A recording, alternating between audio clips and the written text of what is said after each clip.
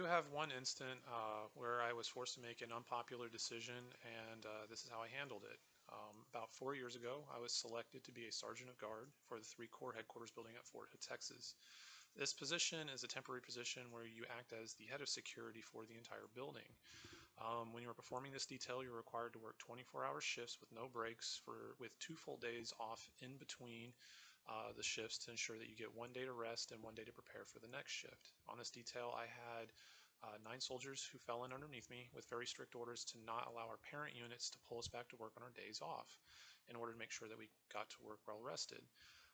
Almost immediately, my unit started to try to pull myself and my soldiers back into work on our days off because they felt that we could do that as well as perform the job that we were given.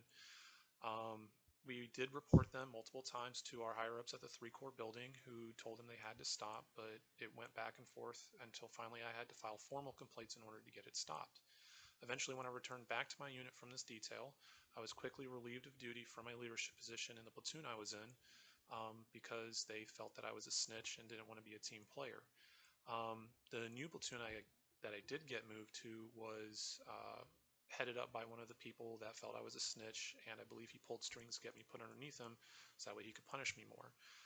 I chose at the time to go ahead and accept my punishment and prove to them that I was better than what they thought I was by working incredibly hard and eventually wound up becoming the best rated squad leader in the entire platoon and then the entire company.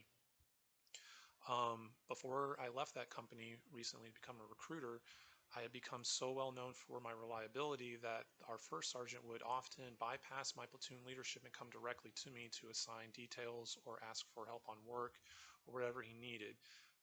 Because he saw that despite the fact that I had been treated the way I was, I chose not to get petty or file any more complaints, but took the punishment as it was and didn't allow it to stop or hinder my movement and progression forward through the rank structure of the Army. I believe that this is the best way to handle adversity. You don't always win every single fight.